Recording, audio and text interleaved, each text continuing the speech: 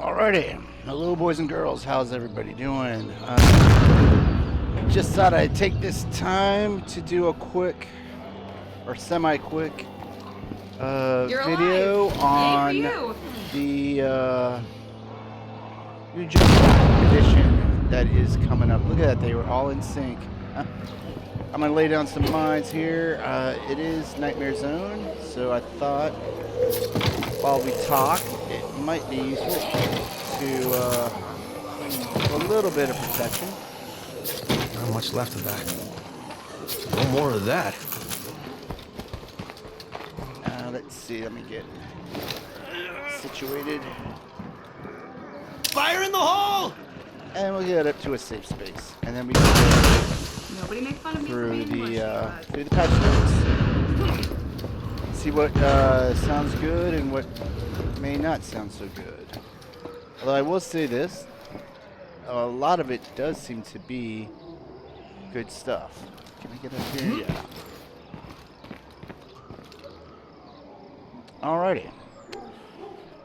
So let's see here. We'll start at the top. I know it starts with some whatever. Just quickly overview.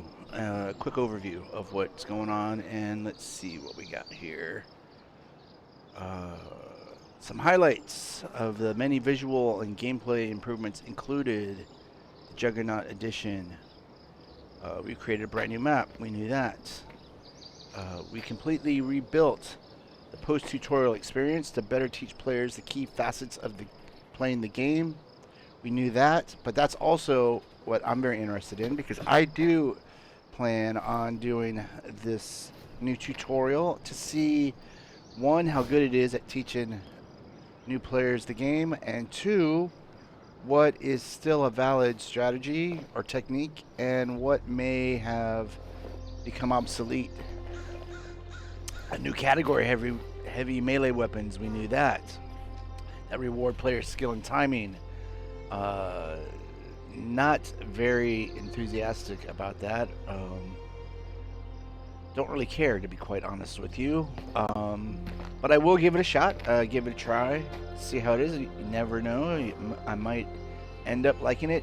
But it does seem something that would be a little bit more useful in a group. I don't know that I would want to be it by myself in a nightmare situation with a heavy weapon character. We revised many aspects of our user interface from the main menu screen to the map screen. Now that I also, and probably you have seen a bit of that, and I actually am liking that. I think the new UI stuff that I've seen looks pretty good. Now this is a controversial one for me. We improved our control scheme, including splitting dodge and stealth into separate buttons. If you've been a long time player since the game came out, like most of us, I don't know if I'm going to switch over to the new scheme.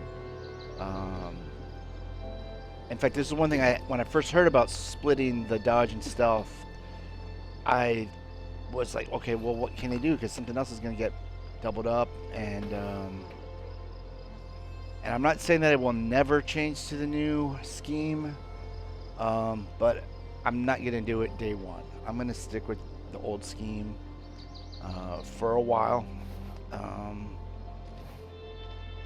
But again, if you're getting the new game brand new, and that's the scheme that you're familiar with or learn on, then I think there shouldn't be a problem there. We made a wide range of graphical improvements, including better lighting, foliage optimization for better performance. I think a lot of us have already seen that and would agree that it does look good. Improve the audio experience, including additional music and effects, and fine-tuning the overall mix. Sounds awesome. I like that. We fixed dozens of mission and gameplay bugs to ensure a better experience for all players. And of course, that sounds great. Now, spoiler warning, I did look ahead. They do mention some of the bug and mission fixes. But we'll get to that. It's one of the last things on the list. Okay, so now, new platforms and cross-platform support. I won't spend too much time here But basically, it's going to be available via Steam and Epic. If you've already gotten the game on PC, then and you get it on Steam or Epic, you will need to start all over. The stuff does not carry over to the new store. If you own the game on multiple platforms, please note that some save data is not shared across platforms. The following data is always synchronized using your Xbox Live account: achievements, unlocked outfits, completed bounties, Daybreak reward progress, legacy boon cards. Individual community saves, legacy characters, and prestige currency are only shared between Xbox One and Windows 10 store versions of the game. The Steam version of the game uses Steam Cloud to synchronize data between Steam computers, while the Epic Games Store version uses Epic's cloud save system.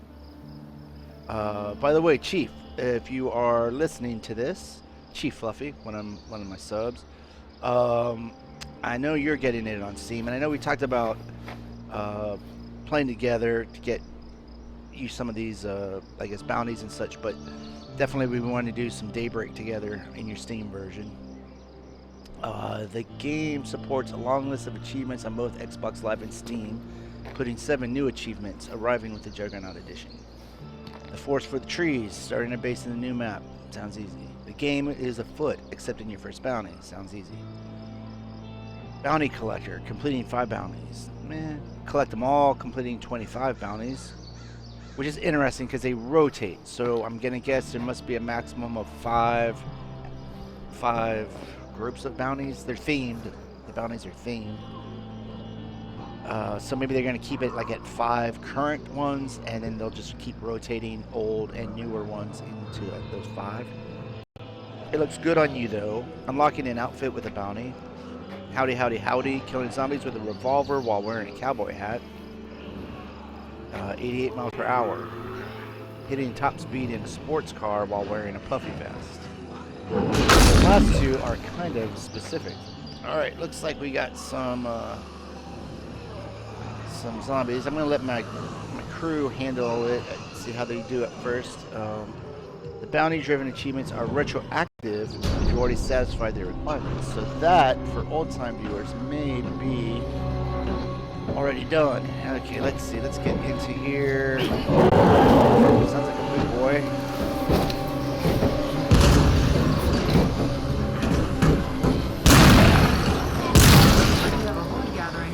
Oh, there he is, too. Open. Watch that stinky stuff! Out back. Alright. They stun him yet. Heads up.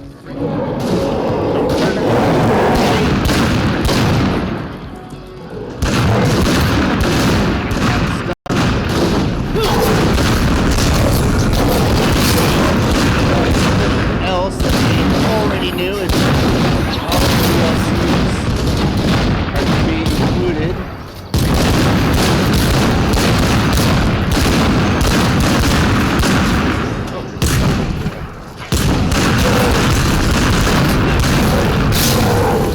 And of course he came around the back and he faded in my minds altogether. It looks like there's another little group over there. Too bad I can't sick these guys on those guys. Let's see here. Oh, I thought oh yeah, there's the Juggernaut. Let me see if I can antagonize him.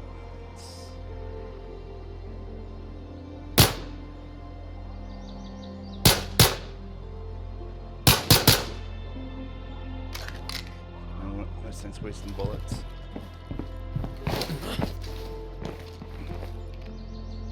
Oh, and you know what? I did install an ammo press. I need to make some more 9mm, and yeah, it looks like it has done that. Okay, so all DLC included. Now this is the important part for people who own the DLC, and this what I'm still confused about. The Independence Pack is now unlocked after you defeat all Plague Hearts in at least one territory. Players who bought the Independence Pack still have unlimited access to it. Now I do like this for new players. Daybreak is now unlocked for all players. Players who already own Daybreak receive 3,000 bonus prestige to show our thanks. Daybreak owners also receive the Jug Skull leather jacket. Who cares? Heartland is now unlocked for all players. Players who have previously played Heartland receive 3,000 bonus prestige. And they also get some cosmetics, which I personally don't care about. Players who originally purchased the Ultimate Edition receive an additional 1,000 bonus prestige and 2 unique outfit items. But this is where it gets curious to me. Like, I bought the Ultimate Edition, and that came with Daybreak and the Independence Pack. So, does that mean that I will not get the bonus prestige for Independence and Daybreak because I didn't buy them individually? Let me just read on. The various pre-order and retailer-specific bonus packs, as well as time-limited special outfits and hats, are still exclusive to the players who have received them. So yeah, that's still unclear to me.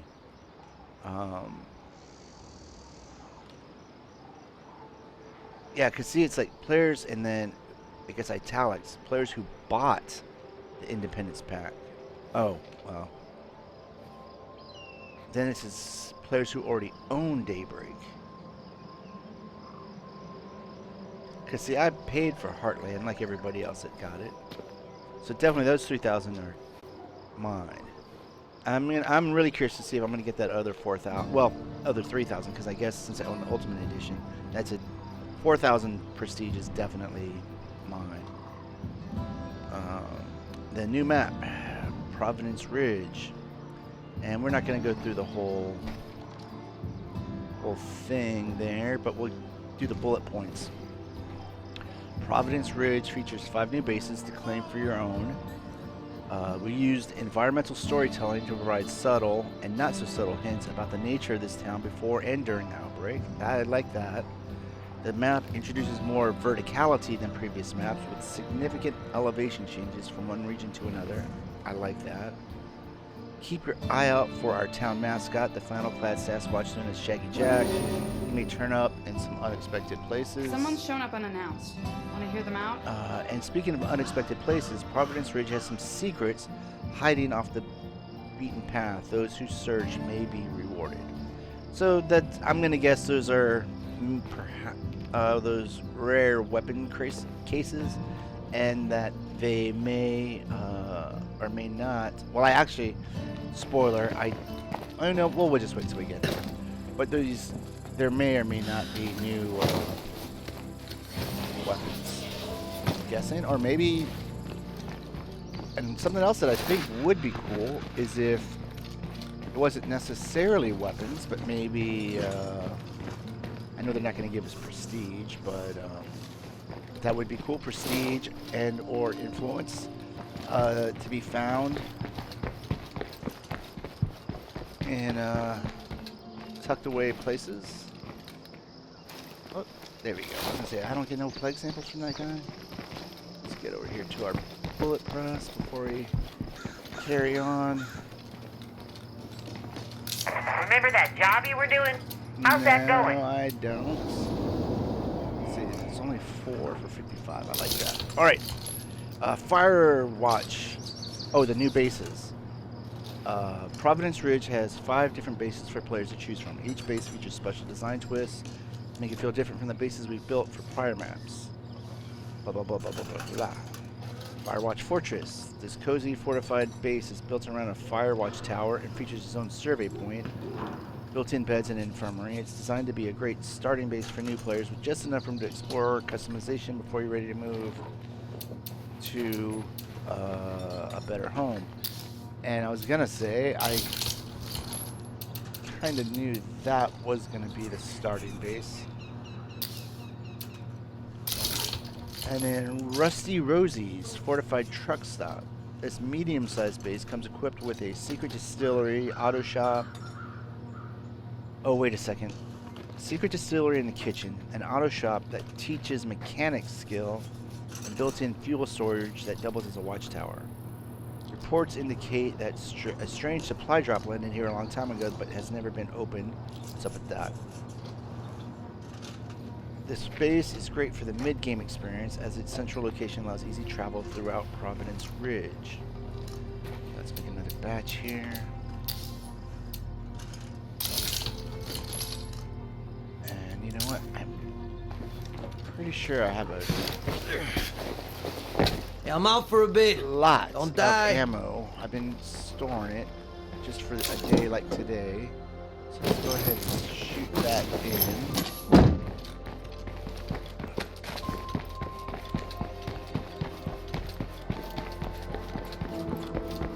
Over here. Deontay. Oh, you know what? I used to know a Deontay, and he actually had a deep voice like that too. Do that. And do that. Oh. Yeah, let's go ahead and get this done. What's up? No, not. Adios.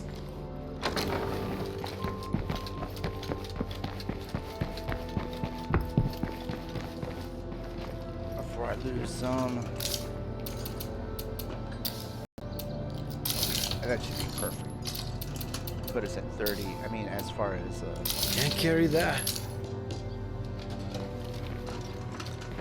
getting us under the level. Okay, so Western Builder Supply. This medium-sized base offers a ton of open space for customization, along with a huge custom storage facility ready to store all your resources, like the truck stop. I'm sorry, I'm trying to read and move at the same time, because I want to fill up that other one, and that way with any new rucks can go into this van. Whoops. Just like the truck stop, this base features an old unopened supply drop, just waiting for the right skills to crack it open. Okay, so that sounds interesting too. So just because you get to a base and it has a supply drop doesn't mean you can necessarily open it up right away. This base offers good access to plenty of scavenging opportunities, making it another solid mid-game choice for your survivor community.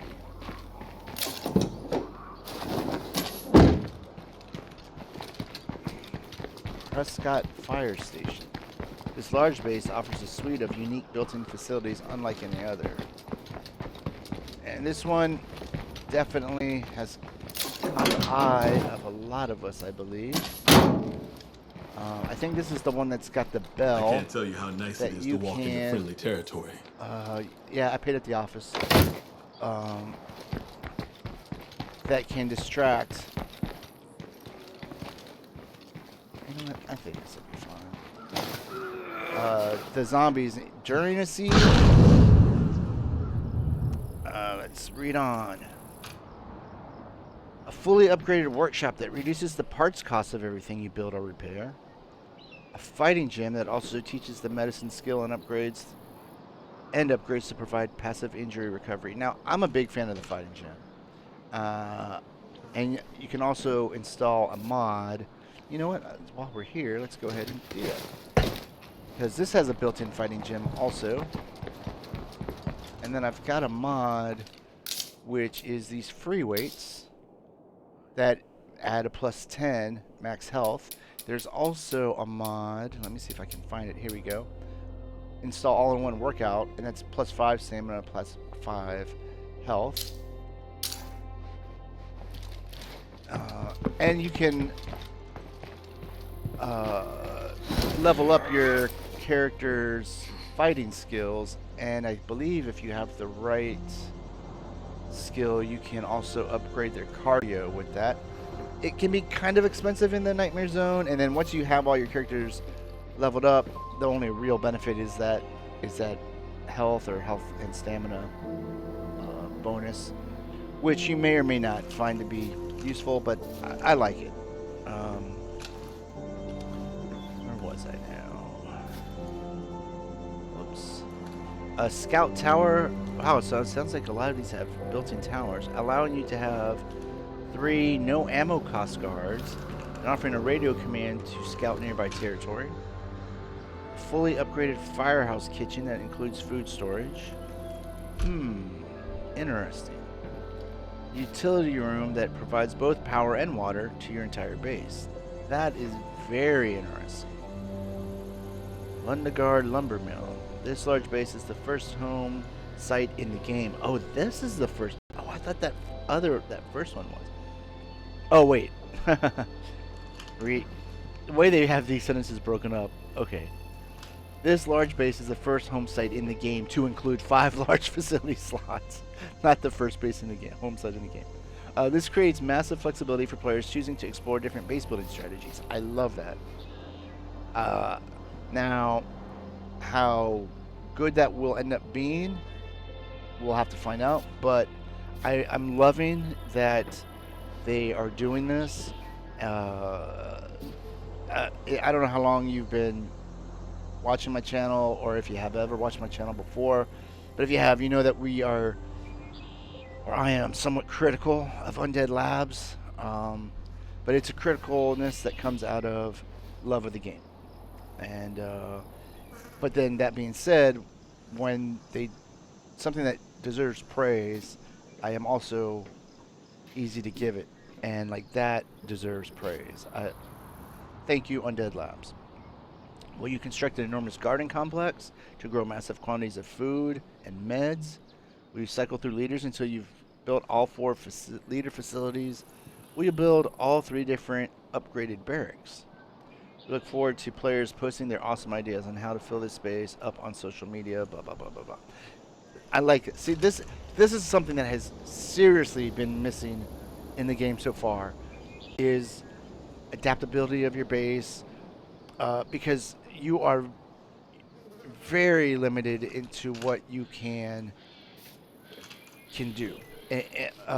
Meaning that, say you're, in a smaller base, it's got like 5 slots, 1 to 2, maybe large ones, but right off the bat, one small one has to be an infirmary, one small one has to be we have some a stuff workshop, for trade if anyone's interested. and then another small or a large has to be a farm or a garden or hydroponics garden, whatever. And then it doesn't really give you much options to do anything different than that. And so, I cannot say enough good stuff for that. I'm loving that. Now we get to the heavy weapons. And I'm not going to really go through the whole paragraphs ahead. We'll just again do the bullet points. But the last 2 lines of the description, anyway, says some heavy weapons are blunt, some are bladed, but they all benefit primarily from advantages granted by the existing powerhouse specialization of the cardio skill. Okay, no, we need that. Power hit. This is a new attack unlocked by the powerhouse specialization. Hold the attack button with a heavy weapon in hand, and then release. People fed. If they can't eat, they can't And then fight. release to execute a And we know powerful what uppercut happens when you can't swing that fight. sends zombies I'll flying. take a decent cook over a great fighter any Cross day of check. the week. Press the jump button while facing an enemy to quickly interrupt them. Good if you need an alternative to a big, slow swing. Unlock Flying Strike with acrobatic skill for a more deadly version. Okay, now I like the sound of that. And then the heavy finisher, the ground execution move for a heavy weapon, can also hit other zombies standing nearby. I mean, it's good. It's just, again, I just don't feel like I'm going to be a heavy weapon type of player. The game includes, now this is what I was touching at before. The game includes 10 heavy weapons at the launch of Juggernaut Edition, with more on the way in the future. Here's what you can expect to find as you scavenge the world. Sledgehammer, splitting maul, big ol' shovel, double bit axe, drive shaft club, hog splitter, coffee can mace. I know that Jesta is looking forward to that. Saw blade sword. Now I have to confess, I like the sound of that. Groundbreaker shovel. And that's actually labeled rare loot. Where did I get layer root from? Rare loot. A genuine limited edition ceremonial shovel from Western Allied Construction's Deluxe Tool Collection. More attractive and durable than your average implement, but just as noisy. Now this is what I was getting at. Plus a secret 10th heavy weapon waiting for you to discover it in a hidden location on the Providence Ridge map. It's out there, you'll find it. So that's what I was hitting at before. Like, I knew that, but I'm wondering if there's other new weapons that I would hope they would just let it surprise us. Let us find them on our own. New starter experience. Okay, we're going to go through this. We've completely rebuilt the post-tutorial early game experience. This means that once you leave Camp Osprey, okay, so that's going to stay the same. After the opening minutes of your first session, you'll encounter an entirely new sequence of missions designed to teach you key aspects of State of Decay. New arrivals always start the game on our new map, Providence Ridge, in a dedicated area designed to keep things simple. The starting area is easy to understand and navigate at a glance. Nearly everything in the starting area is close together and can be explored on foot. Zombie concentrations are lower than in the more densely inhabited areas. Your first base in Providence Ridge, the Firewatch Fortress, is much simpler and easier to manage than the split-level starter homes on the other maps. The entire base is outdoors, and you can see all your facilities at once. This lets you manage them easily in person, even before you learn to use the base screen. There is a built-in survey tower to give you the lay of the land around you. Community members are always visible and easy to find. Now that is a good thing. And I hope that carries over to all of the maps, or if it's just this one, because it is annoying when you're trying to switch to a specific character and you can't find them, which you can mitigate by using the menu screen. But anyways, sometimes, I guess what I'm trying to say is, like, sometimes you'll forget a weapon on someone, and then when you try to find that person to get that weapon back, it can be a hassle. Our brand new set of Stutter Missions is structured to ease newcomers into the true State of Decay 2 experience, which, again, like, I'm curious about that. I don't mean to sound skeptical about it. I'm genuinely curious. I would like to see. Whoops, that's not what I wanted to do. Let's do this, and then let's go ahead and install. I guess. You know what? Let's go check our ammo. See if we need more ammo. We can put a morale thing in there. Yeah, because I'm just curious to see how they teach you, what they teach you, what they see as an important thing, and then also what sort of techniques we used in the past that may not be valid anymore. And who knows, maybe we will even find something out that we did not know before. Let's see, how am I doing on 7.6.2? Yeah, I think I want to make some more 7.6.2. Maybe not a whole bunch, but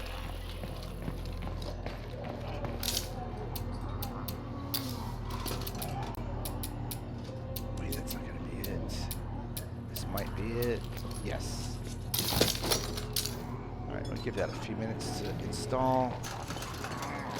Get back to some high ground. It's going by us. You're given multiple goals at once and learn to manage them on the map screen. Look, you really left The us first hanging time there. you approach your vehicle, Well, I'm not you're sure actually how to taught take it. how to refuel, repair, and unload it. We should have helped them. We could use more All of friends. the new starter missions feature in-world mission markers to help you find your destinations more easily. The story focuses on introducing the leader types and emphasizing your role not just as a survivor but as the leader of the community. Starter experience ends gradually, teaching but not requiring you to choose a leader and claim a new base. We've also expanded the how to play menu. Excuse me, I got an ear itch.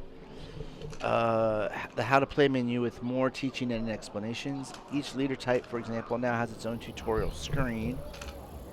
We also badge the how to play menu for new players to make it easier to discover. Yo, I just dropped off a care package. Players who choose not to play through the tutorial also have a much slimmer, quicker starter arc to get them into the game. Now, all of this sounds good on the surface. Oh my god, they keep coming in from the back.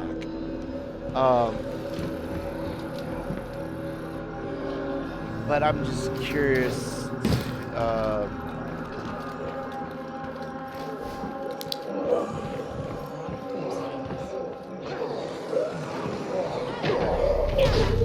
We got one of those extra special Juggernauts here. Another one, alright. Where is it? I mean, I see the Juggernaut. Where?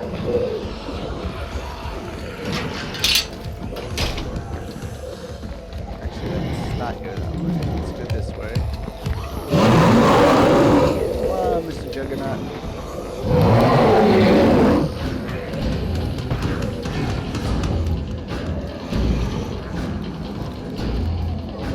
Doesn't matter about closing the gate.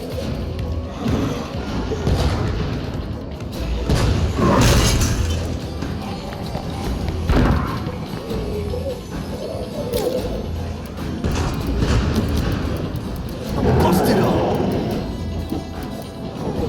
Oh no! Okay, grab them. There we go.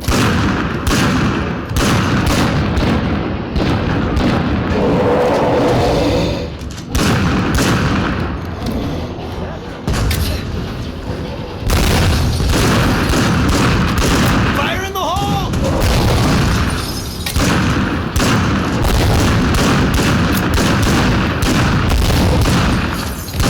Years from now, seriously. Got some sitting ducks nearby.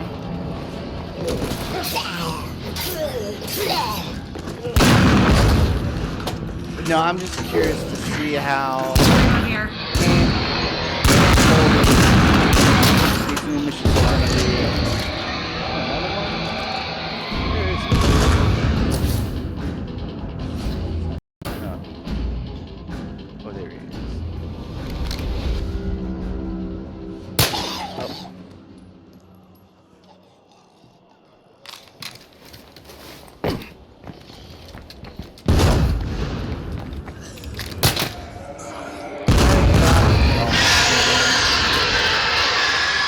Cállate! Not much left of that. I just love blowing stuff up. No more of that. I'll be taking it. Alright.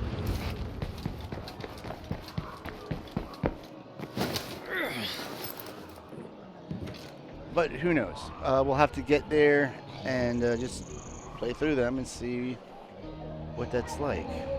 Revised user interface. We took this opportunity to review our user interface and improve it in a few key places with the aim of making the game clearer and easier to understand. The front end menu of the game has a whole new look.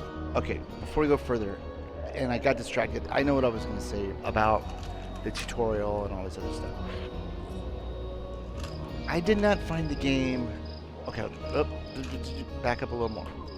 State of Decay 2 is the first State of Decay that I played. I did not play 1, although it came included with the Ultimate Edition. I gave it a shot. I had already been playing State of Decay 2, and I didn't like the controls. I didn't like. It just was not working for me. But that being said, I did not find State of Decay 2 to be that difficult to comprehend. There were some, I guess, minor things that that I didn't realize right off the bat, like the survey car. Thank you, BJ, for informing me that you don't have to climb up towers. If you find the survey car, you can just drive around and mark off stuff on your map. And all the leader stuff, yeah, that didn't seem to be all that confusing for me, but maybe it was, and at least that was the feedback. But anyways, back to the interface. The list of available choices is better organized, making it easier to navigate. All game modes, including Daybreak and Heartland, are unlocked and playable directly from the main menu. can easily access your legacy pool to view the list of characters available for future communities. I like that. The entire in-game user interface has received a visual overhaul to improve information clarity. What I've seen, it looks good. I have to confess. It looks really good. Many UI elements now feature higher contrast to improve readability. Newly depleted health and stamina meters are much brighter, making it easier to see how much you've lost. I mean, that's cool, but I never had an issue with that. We've also increased consistency for similar aspects of the game, such as notifications and menu instructions. I don't know really what that means. Or what, I haven't had an issue with any of that. The goals interface on the map screen has been improved. The list of goals is now on the right side of the screen, not the left, giving it more vertical space. There is a flashy new story goals category that highlights all goals that progress you towards your legacy. Long-term goals now display your ongoing progress, how many leadership candidates you have, or how many play cards you've killed. That's kind of interesting. Long-term goals can now be pinned like other goals. Okay, so this is kind of new to me. I didn't know you could pin. Oh, I guess when you highlight the goals, let's see, do I have any here? Yeah, like the Mysterious Strangers pinned. Now that's We're ready to pinned. get started on that still. There's free booze I in it guess for that's you what if they you can mean. help. Let's do it. I did not realize that Hold tight. I'm coming. that legacy missions weren't pinned. Maybe they just I don't know. Revised controls. Now here we go.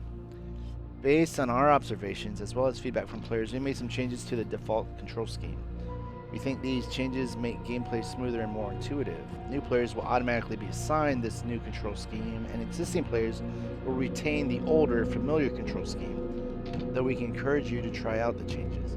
You can also use the key binding interface in the settings menu to change anything you like. That was another thing I thought of. If I did switch over to the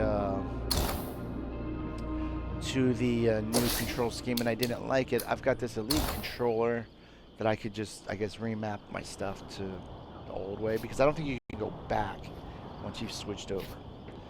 Here's a rundown of what's changed. Stealth and dodge are now split onto different buttons by default. With the controller, dodge by pressing B and enter stealth by clicking the left thumbstick.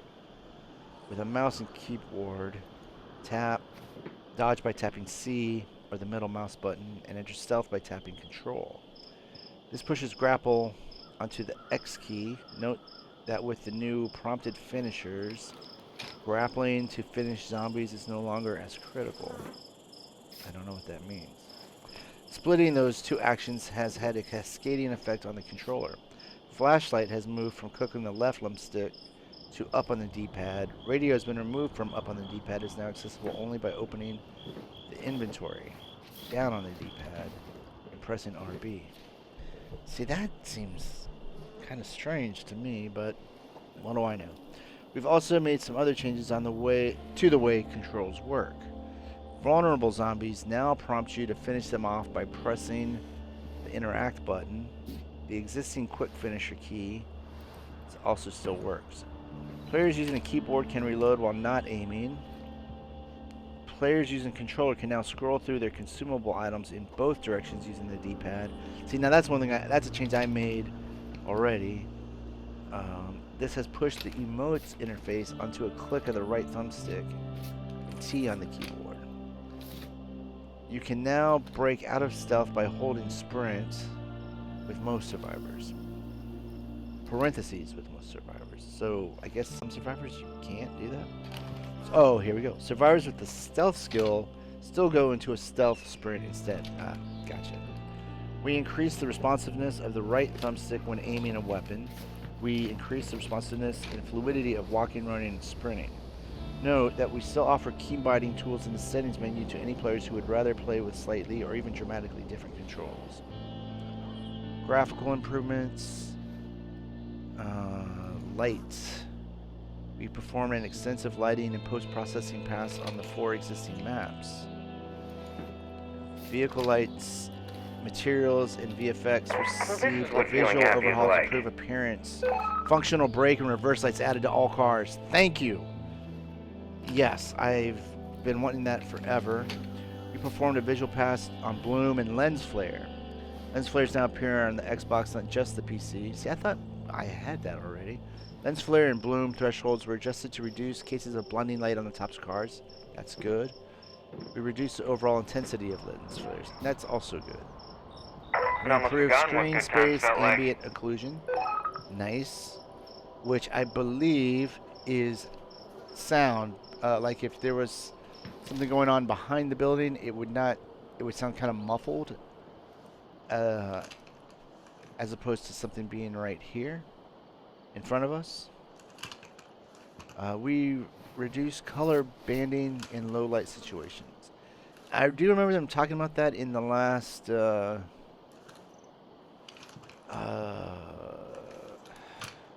podcast, but I don't know that I've ever really experienced it in a severe way. But nonetheless, thank you. Night. We've enhanced the rendering of nighttime scenes to use smoother gradients and more accurate color representation. Night skies are generally brighter, depending on cloud cover, providing a clear horizon that helps with nighttime navigation. The flashlights have been improved to provide better, more directed illumination and embrace the horror genre. Your flashlight is no longer over bright at daytime. We reduce light bounce from the flashlight and widen the beam, giving the flashlight's illumination a clearer, stronger focus. Environments. We optimize trees and foliage to improve performance, increase detail, improve LODs, and improve light response. Grass lighting mode was fixed so that grass now lights correctly in all situations and casts shadows, allowing it to appear more grounded and natural. Paved and dirt roads have been improved. The new roads now react better to light, blend better into the terrain, and have higher visual fidelity. We improved the opacity and appearance of window glass, which they also demonstrated in their last podcast, and it actually looks pretty good. Survivors now feature a layer of dust and grime that varies with their morale. Said survivors don't do laundry. We improved the lighting on the community screen to better present your survivors. Survivor portraits now feature a different pose and better lighting. Visual effects. We enabled volumetric fog to provide better, more realistic atmospherics. Good. We enhanced our gore effects with dripping weapons after hits, more effects for dismemberment, and better splatter patterns. Nice. Improved an FX overhaul for better look and feel on explosions. Oh, that's right, they did show that, and that does look great. Tiny environment effects like dandelions, pollen motes, and blood droplets now use automatic scaling by distance to show up better throughout the world. They also made subtle tweaks to other materials and items such as Arctic Warrior Rifle. Audio improvements. I'd rather be The selfish game's and soundtrack alive has than been pretty much greatly anything expanded else. with new compositions, alternate arrangements, and gameplay-specific music cues. I like the sound of that. And it's going to be curious to hear these new alternate arrangements. There are new audio effects for zombie attacks, player actions, vehicle repair, breakable objects, UI interactions, and more. Good. Soundscapes for vehicle driving, melee combat, radio conversation, and general background audio have been remixed and improved. Sounds good. Other updates. Whenever we weren't working on the stuff mentioned above, we pushed up our sleeves to tackle bug fixes. Gameplay updates. Map. All play cart locations are now revealed early in the game in standard and dread zones to help new players understand their goals. I don't know if that's really necessary, to be honest with you, but I mean, don't get me wrong. There were a couple times where there was like one plague heart, and you know, I used the radio. Radio command review locate plague heart, and it would say there's no more plague hearts, but there was, and I just had to go find it, and it really wasn't that big of a deal. But whatever. The radio command to locate plague heart has been removed in those zones. It's still available in nightmare zones where plague hearts remain hidden. All potential base locations are now revealed on the map as soon as you arrive to offer points of interest in aid and exploration. I guess that's alright. Red Talon Logistics skill now provides the benefits of metalworking. We disallowed some contradictory trait pairings that made characters seem simultaneously elated and miserable all the time. Zombies. Killing a single zombie now instantly creates a moratorium on new spawns in the immediate area, and scoring a few more kills makes that no spawning zone larger. This isn't a new system, but it acts more quickly than before. This means you are far less likely to have new zombies spawn in inappropriate places right after you think you've cleared them out. This also creates subtle breaks in the pacing of the game, with more intense fights punctuated by more periods of quiet. Thank you. That is another huge thing that I have been wanting, and I really hope it works the way they are describing it.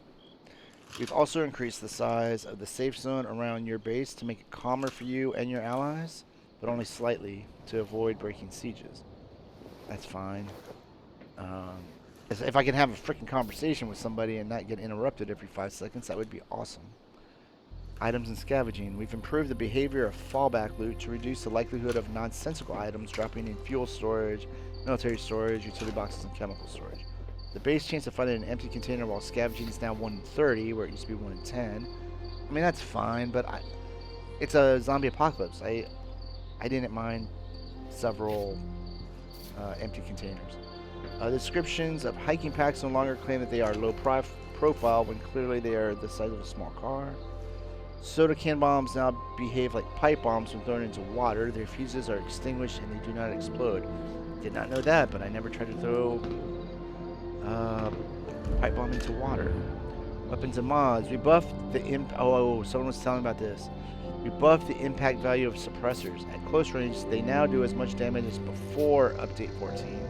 Their damage still drops off sooner at long range. We also improved suppressors' ability to reduce gunshot noise. The new differences between calibers are still there, but the average noise value is back down to where it was before Update 14. For example, 5.56 and 7.62 weapons are slightly louder than before Update 14. Most other calibers are about the same, and 22 caliber weapons are a bit quieter than before. Thank you, Undead Labs. All muzzle brakes now add a chance for a weapon to kick straight up, or as close to straight up as that weapon allows, rather than bouncing all over the place. I never use muzzle brakes. The additional odds of this happening are 25%, 50%, and 75% for handmade pro and advanced brakes. Again, never use them. Halogen tool no longer weighs a ridiculous 1 pound. It's now 11 pounds as intended. Never knew to notice that. Base and resources. The prestige limit has been increased by a factor of 10, mostly to make room for all the bonus prestige we're dropping on long-time supporters. Red tile and watchtowers can no longer be built at the bridge fort. You can now check yourself into an infirmary to delay the progress of Blood Plague. The game progress switch characters is part of the process. That's good. Animation. When you hold the aim button without a ranged weapon equipped, your survivor now fidgets a lot.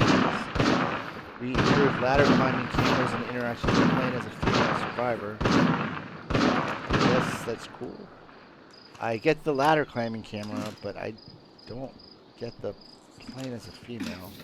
I never noticed anything, but we polished and improved stealth animations. Great. Menus. Options from the accessibility section and the settings menu have been duplicated into the gameplay section to make them more discoverable. Mission fixes. There's a bunch of sheriff ones. I don't even know if we really need to go through this, to be quite honest with you.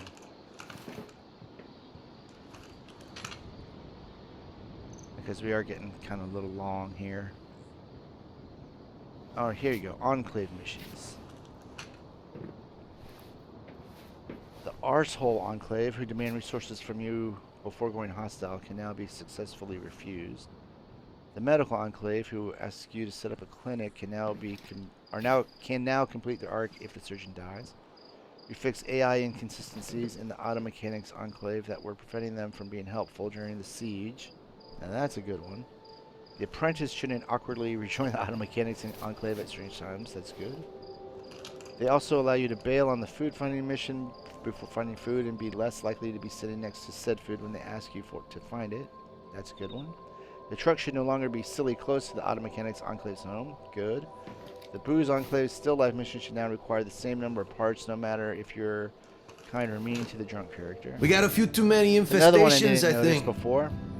The Cannibal Enclaves, a project mission, now allows you to loot either site early without breaking. The Zombie Trapper's Sick mission shouldn't have any missing voiceover lines now. Ambient missions. We fixed an improper pronoun in one of the many local disturbance missions. The ambient character trapped in a plague heart battle shouldn't run away when you're trying to talk them after curing them. Too many infestations Mysterious around here. broadcast character who wants you to use scent block to rescue them should now follow you at a more appropriate point in the mission. Thank you. Uber Mallet should no longer be masquerading as a bladed weapon for trade. NPC who wants vengeance for their murdered friend will now give you the option to change your mind. The grumpy survivor who left their weapon at their former home should be in the correct location more often than not. The mission to find painkillers should now update the optional search objective after finding them rather than after getting to the house. Heartland missions, I'm not going to bother with that. Sorry, I guess if you are curious about that stuff, then you can look at the patch notes yourself. I guess I'll try to remember to provide a link at the in the description. Miscellaneous mission I fixes. see a lot of zombies coming in. I shouldn't put up much of a fight. Mysterious wandering trader. Entering one of the decoy sites now gives you solid feedback that the trader isn't there instead of leaving you to wonder. Mission objectives requiring the use of a radio command such as Independence Pad Get a Pyro Launcher. Now badge the command on the menu to make it easier to find. The community advice missions that ask you to do things like build facilities now allow you to refuse them by speaking with the sponsor. The community advice missions that ask you to do things like build facilities now allow you to refuse them by speaking. I don't understand what that means. Sorry. Neglected enclaves are now less likely to turn hostile, especially late in the game where it used to be a coin flip. We improved how missions create enclaves to avoid blocking other key missions. I didn't realize that was an issue either, but sounds good. And that, my friends, is pretty much the patch notes. And overall, I think it sounds pretty good. Let's go ahead and trigger this.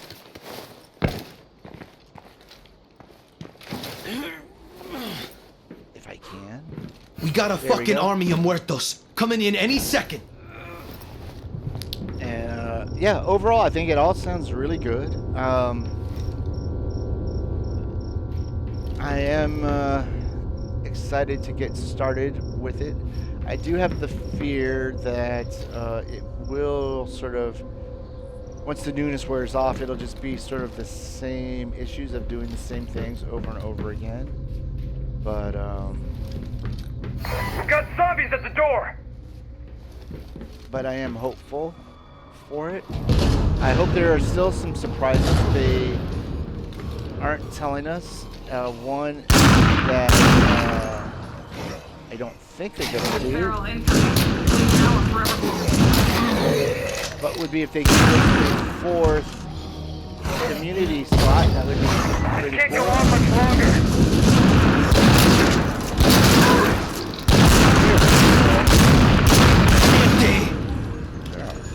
Thought I saw one back here. Not a pharaoh, but a zombie.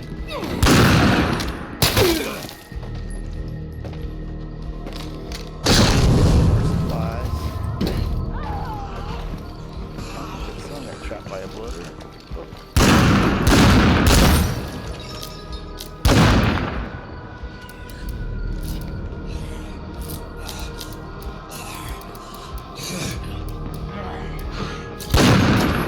Got this shit! Don't stop! Not for a second!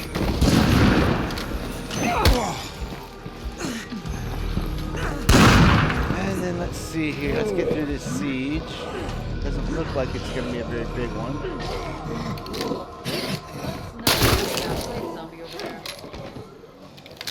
Oh, it's armored. And of course, I hope by them saying they improved the way these things spawn. Like right now, 20 seconds ago, that's not too bad, but see how we have like the screamer coming up? We got mad infestations around here. Oh, I thought it was right there. Where did it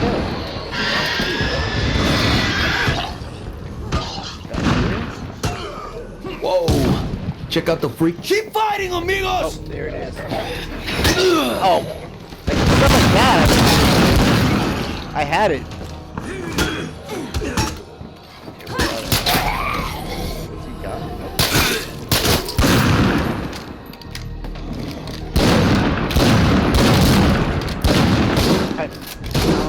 What was he doing? Staggering?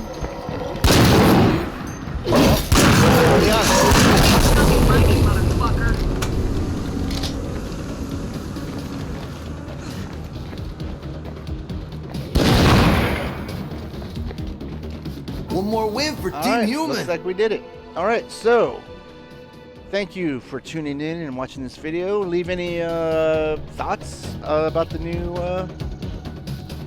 updates in the comments down below. Oh wow, we went an hour. Wow, I was kind of thinking it'd be closer to a half hour. But anyways, and I will see you in the wasteland. No, not the wasteland. I'll see you in the apocalypse tomorrow. PalpyTeen out.